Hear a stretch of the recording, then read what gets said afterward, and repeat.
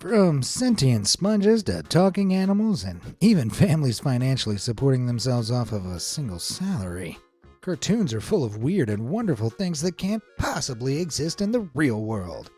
However, the line between fiction and reality isn't as solid as you think, and some cartoon enthusiasts have taken it upon themselves to blur it by creating real versions of the buildings from their favorite cartoons. There are plenty of iconic homes in the world of animation, and today we're going to make your childhood dreams come true by looking at fairy tale cottages, SpongeBob-themed hotel rooms, and Disney-fied digs as I show you around some cartoon houses that you won't believe exist in real life.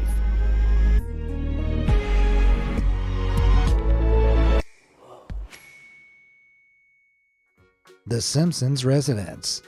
When it comes to cartoon buildings, no home is more iconic than 742 Evergreen Terrace, the two-story house owned by the loudest, yellowest, and most famous family on television, The Simpsons.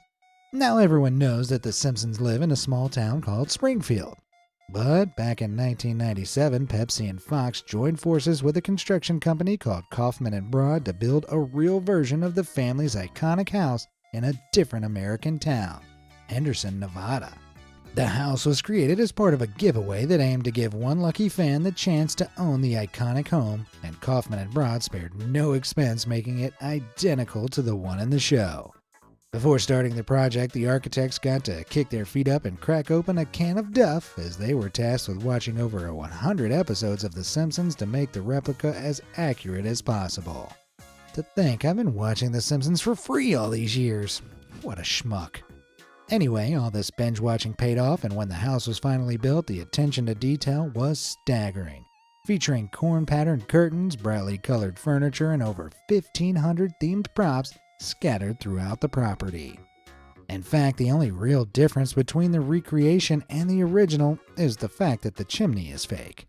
After all, Springfield may have battled snowstorms, heat waves, and tornadoes, but the weather in Henderson is a bit more consistent, and you hardly need a roaring fire when you live in a Nevadan desert. Once the house was built, Pepsi released commercials explaining that each purchase of their product would enter the buyer into a raffle for the $150,000 home.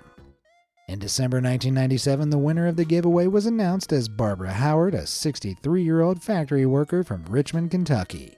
Pepsi were excited to announce that a winner had been found, but unfortunately, Barbara told them to eat her shorts, opting to take a cash prize of $75,000 instead of moving into the Simpsons house.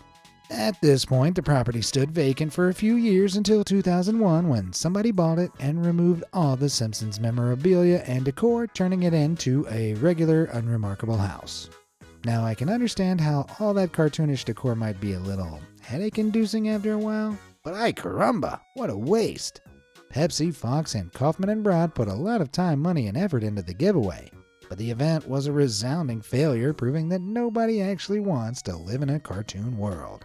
Though when you see what certain characters would look like in real life, like this creation of Mr. Burns by Nelson Cooper Design Studio, it's probably for the best. There's only one appropriate reaction to that horrific sight.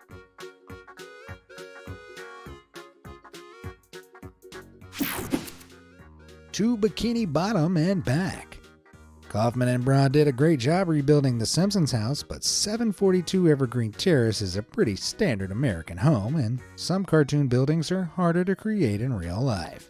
With that in mind, let's move on to one of the craziest characters and homes in animation, as I ask you the age-old question, who lives in a pineapple under the sea? Yeah, that sponge guy. Now, at first glance, building SpongeBob's Pineapple Palace in real life seems impossible. But if you head to Queensland, Australia, you'll find yourself momentarily transported to Bikini Bottom when you come across a roadside attraction that looks just like Mr. SquarePants' home. The aptly named Big Pineapple is a 52-foot replica of the tropical fruit that was built back in 1971, long before the Sponge graced our screens. The structure looks just like SpongeBob's house, but unfortunately the giant pineapple is just a sculpture, and all you'll find inside the supersized fruit is stairs to the top of the structure, instead of furniture and a snail named Gary. You can't actually live inside the giant tourist attraction, but fear not, there is a version of SpongeBob's home that's fully habitable. The Pineapple Villa in the Dominican Republic is a luxury version of SpongeBob's home that's officially run by Nickelodeon Hotels and Resorts. On the outside, the villa looks like a futuristic version of a pineapple, but on the inside, it's the spitting image of SpongeBob's home. The villa features all the furniture and decorations you see on the TV show, as well as 2 spacious bedrooms and a private garden with a large pool. Like a pineapple, this hotel suite is pretty damn sweet. But if you want to stay at the 2,300 square foot villa, you're going to have to start working extra shifts at the Krusty Krab, as a visit to the luxury resort will cost you $3,800 a night. Holy! That's a lot of sand dollars. Before we return to the surface, let's stay in Bikini Bottom, checking out another building from the bottom of the sea. If you've ever watched the show, then you'll know that when SpongeBob isn't at home playing with Gary, he's usually at work frying Krabby Patties at the Krusty Krab. SpongeBob's place of work is arguably just as iconic as his house, and in 2014, a group of restaurateurs decided to build a real-life version of the famous restaurant in Ramallah, Palestine.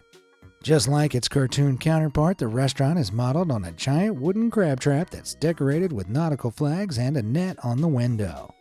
Inside, the restaurant features all the maritime furniture seen in the show, boasting tables made out of ship wheels and counters modeled on rowboats. The nautical-themed menu includes kelp juice, a seafood salad, and, of course, the restaurant's own take on the famous Krabby Patty. They still won't reveal the burger's secret ingredient, though. Sorry, Plankton. SpongeBob's Pineapple and Mr. Krabs' restaurant aren't the only buildings from Bikini Bottom that have been brought to life. Back in 2020, a Redditor called Venus Marmalade was driving through Palatine Bridge, New York, when they passed this distinctive structure. The bright blue Easter Island head looks pretty out of place in this American field, so it stood out to the Redditor, who immediately identified it as the home of SpongeBob's curmudgeonly neighbor Squidward Tentacles, whose iconic home has been the subject of many an impressive fan homage over the years. Upon closer inspection to the one spotted in Palatine Bridge, the 15-foot-tall roadside attraction doesn't contain furniture or insulation, so the structure, built by Charlie Nugent, is actually more of a sculpture than a house you can live in. But who wants to break the bad news to the real-life Squidward enthusiasts out there? Not me. Disney tags. Let's float from the bottom of the sea to the sky as we look at a cartoon house that's known for flying through the clouds. When Pixar's Up was released in 2009, it showed us 2 things. 1, a kid's movie can make a grown man cry in the first 5 minutes. And 2, if you tie around 10,000 balloons to the roof of a house, it can fly into the air. Now, I can vouch for that first fact, but unfortunately, scientists say that the physics behind Up's flying house are a little bit off, and you'd need several million helium balloons to make an average house fly in real life. This disappointing fact means that building Carl's flying house in real life is practically impossible. But that didn't stop the team at Bang Girder's Builders from constructing a ground-bound replica of the home in Harriman, Utah back in 2011. Aside from the lack of balloons, the house is a near-perfect replica of Pixar's home, featuring its multicolored exterior, a hand-painted mural in the living room, and Carl and Ellie's custom letterbox sitting out in the front yard. The house is the ultimate piece of memorabilia, and in 2012, a Pixar fanatic called Lynette Hamlin bought it for $399,000 before moving to Harriman with her family. Lynette has described the home as her dream house, and incredibly, she's managed to turn the property into a money-making opportunity by giving Disney fans paid tours of her home. Over the last 11 years, the Hamlins have hosted a countless number of photo shoots and wedding proposals on their property, safe in the knowledge that if they ever get sick of all the visiting tourists, they can simply attach 10 million balloons to their chimney and fly away to Paradise Falls. A fairy tale cottage.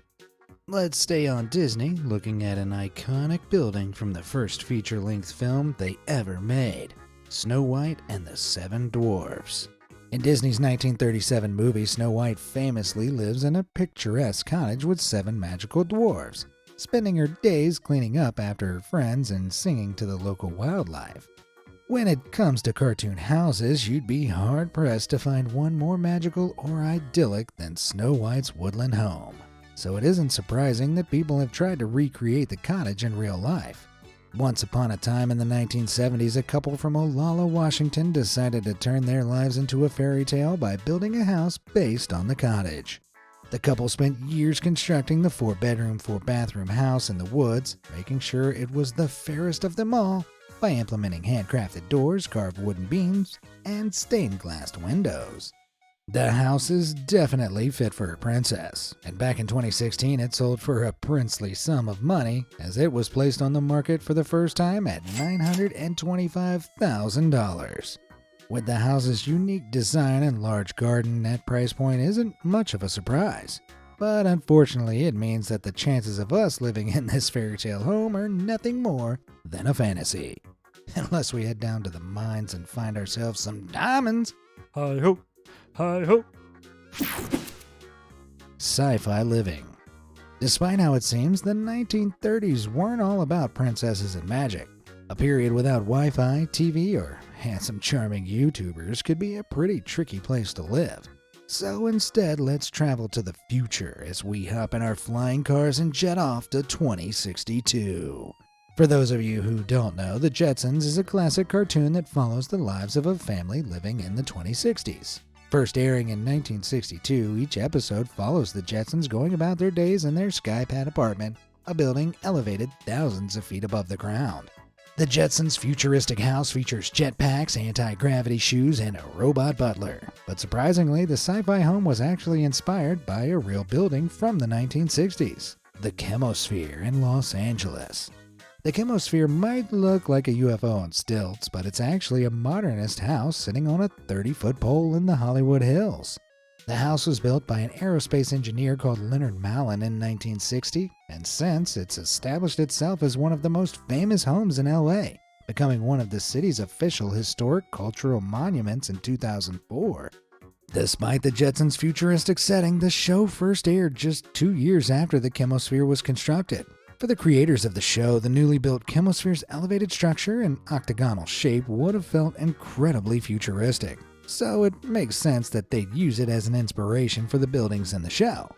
As a result, the Jetsons' house is far from science fiction. And if you want to live like the family, you don't have to fly into a wormhole and travel to the future. You simply have to get on the I-10, sit through 100 years of traffic, and drive into LA.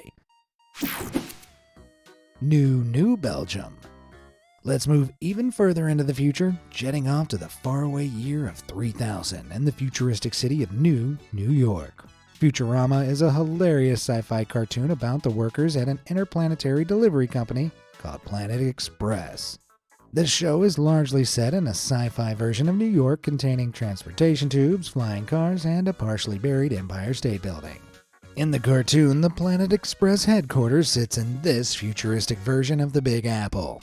But if you want to visit the iconic cartoon building in real life, you'll have to leave the States and fly to the quaint observatory in Liège, Belgium. The observatory's red walls and green roof closely resemble the Planet Express headquarters, and there are several viral posts online claiming that the creators of the show took inspiration from the Belgian building. Unfortunately, the show's creators haven't confirmed these rumors, and there's no evidence that the similarities between the buildings are anything more than a coincidence. Still, despite being built in 1881, the observatory does share a striking resemblance to the design in the show. Who knows, maybe the building will survive another 1,000 years, get transported to the States, and become home to a certain interplanetary delivery service. Prehistoric pad. I'd say that's about enough time in the future, so let's hop into our time machines and travel back to the present. Wait, no, that's too... damn it. Well, now that we're stuck in the Stone Age, we might as well pay a visit to some cartoon cavemen. The Flintstones is one of the most iconic cartoons of all time, following Fred and Velma's prehistoric lives in a family home made out of stone. Unfortunately, the Flintstones property hasn't technically been recreated in real life, but in 1976, an architect called William Nicholson designed a building that's been affectionately nicknamed the Flintstones House, due to its resemblance to the cartoon home. Originally, Nicholson built a red-bubbled California house in an attempt to experiment with new building techniques and materials. He started by laying wire mesh and steel rebar over giant aeronautical balloons to build the house's shape. before spraying liquid concrete over the design.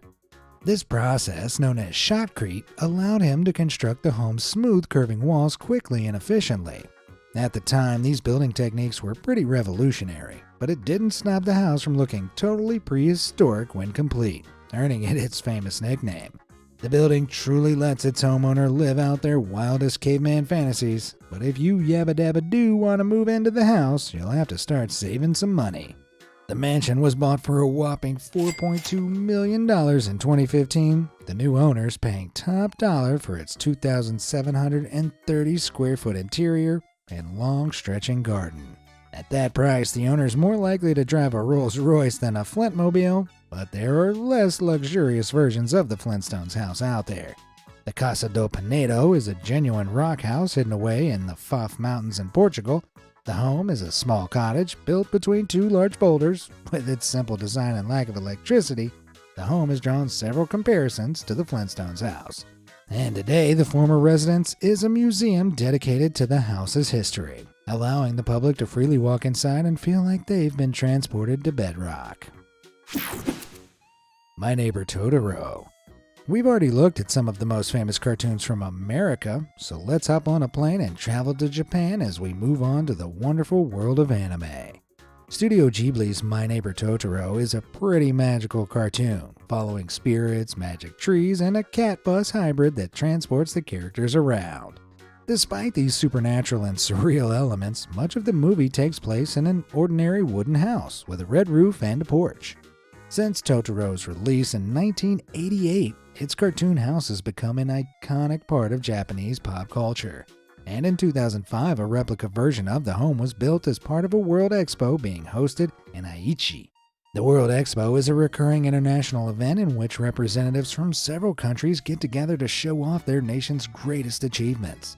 Some of the earliest prototype robots, telephones, and televisions have been displayed at World Expositions, and in 1889, the Eiffel Tower was built just to celebrate that year's expo in Paris.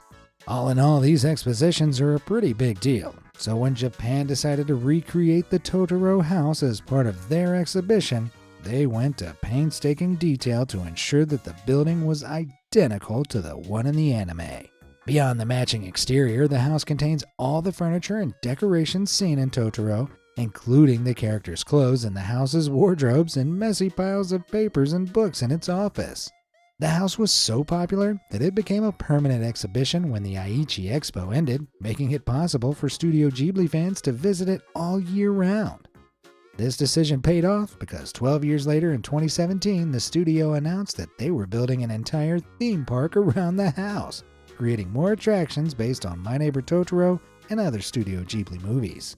Ghibli Park opened in November 2022, marking the first time that a cartoon house has been so successful that it spawned an entire amusement park. Minnie Mouse House. We can't talk about amusement parks without heading to the self-proclaimed happiest place on earth and checking out the cartoon buildings in Disneyland, California. From Cinderella's castle to the Haunted Mansion, Disney's parks contain so many iconic buildings that it's hard to single one out. However, one of the best examples of the park's recreation of cartoon buildings is their version of a house belonging to Minnie Mouse. As the faces of Disney's billion-dollar empire, I'm sure Mickey and Minnie Mouse own a lot of property. The power couple have been shown to occupy castles, a nightclub, and a talking house in Disney's cartoons, and one of the many homes owned by the pair is Minnie's country house. This pink and purple property has appeared in a few cartoons over the years, including Mickey Mouse Works and a 2001 PC game called Mickey Saves the Day 3D Adventure. With its bright colors, sloping angles, and love heart decorations, Minnie's house is pretty cartoony, but incredibly, it's been painstakingly recreated in Disneyland. Outside, this house perfectly matches the animated original, and when you enter the home, you're greeted with a fridge stocked with cheese and pictures of Minnie's family. The living room is even littered with open books and half-read magazines, and books including the Cosmousepolitan and Little Mouse on the Prairie. So not only can this mouse read, she also has her own home. Show off. Hobbit Hole. Now, Minnie Mouse's replica house is pretty awesome, but unfortunately, all the food in the refrigerator is made out of plastic, and if you try to actually move into the property, Disney's security will probably kick you out of the park. Luckily, there are some cartoon houses that are completely habitable, allowing you to truly live like your favorite animated characters. Now, when I say Lord of the Rings, most of you probably picture Orlando Bloom and elf ears, or possibly Ian McKellen's iconic Gandalf. However, J.R.R. Tolkien's iconic book was actually first adapted as a set of animated films, with 4 different cartoons based on Lord of the Rings and The Hobbit, appearing between 1966 and 1980. These movies contain all the key elements of the story, featuring animated versions of Gandalf's beard, Frodo's feet, and of course, the famous Hobbit houses. The hillside houses in Hobbiton are one of the most iconic parts of the Lord of the Rings, and now you can find these homes outside of the Shire as fans of the franchise build similar dwellings in real life. In 2009, a photographer called Simon Dale built his very own Hobbit house by hand, using a hammer, a chainsaw, and some help from his father-in-law. The house took 4 months and $7,500 to complete, but once it was done, Simon had his very own Hobbiton home, featuring curved walls, wooden beams, and a grass roof. If DIY isn't your thing, then you can just catch a flight to New Zealand and visit Hobbiton for real by taking a guided tour of the Lord of the Rings movie set. The tour will allow you to see the real Hobbit holes up close, and you can even grab a pint of ale at the Green Dragon pub, spending the day like a real authentic Hobbit. I hope they serve 11sies and salted pork. Salted pork. Hello Kitty house. Let's move from the swords and sorcery of Middle-earth to something a bit less intense. Hello Kitty is one of the most successful animated characters of all time, appearing in cartoons, video games, and on every accessory imaginable.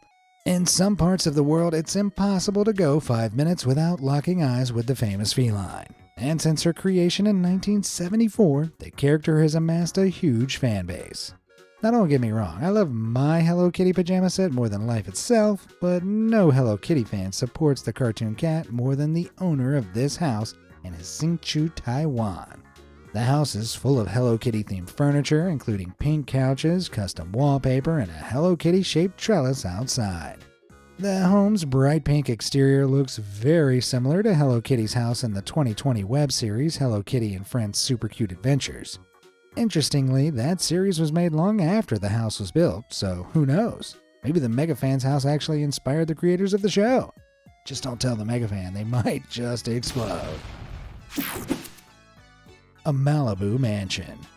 If all that pink decor is giving you a headache, then you're in trouble, because we're about to move on to a house owned by the pinkest, most plastic character of all time. No, not Paris Hilton. Barbie. Barbie may have started out as a simple doll, but today the brand is much more than a pretty face, growing into a billion-dollar franchise that spawned cartoons, video games, and live-action movies. Since her creation in 1959, generations of little girls have dreamt of visiting Barbie's Malibu mansion, and back in 2013 they got the chance with the opening of Barbie's Dreamhouse Experience in Berlin, Germany. The Dreamhouse Experience was a life-size replica of a dollhouse that acted as a themed exhibit for all things Barbie. On the outside, the house was a 2,500 square foot mansion featuring bright pink walls and a high heel statue in the middle of the driveway. Inside, the experience became even more Barbie-fied as it allowed visitors to search through Barbie's wardrobe, bake cupcakes in her kitchen, and even take a look in her bedazzled bathroom. With its array of decorations and furniture, the Dreamhouse truly felt like a window into Barbie's home, and the experience also contained exhibitions and displays of Barbie memorabilia and dolls. Unfortunately, life in plastic wasn't all that fantastic, and the Barbie Dreamhouse Experience closed back in August 2013, crushing the dreams of 1 million kids across the globe. On the bright side, its closure didn't stop one fan from living out his wildest Barbie fantasies by building his own version of Barbie's beach house. This Malibu mansion was built by interior designer Jonathan Adler to celebrate Barbie's 50th birthday in 2009. From a distance, the house looks like a regular Californian mansion, but when you get up close, the Barbie-branded decor makes it clear that this house could only belong to a Barbie girl living in a Barbie world. World's largest doghouse. Let's stay in the sun, moving from Malibu to a land down under, as we check out a cartoon house in Australia. When most of us think of Australia, we picture a mystical upside-down land where spiders and snakes lurk on every sun-beaten corner.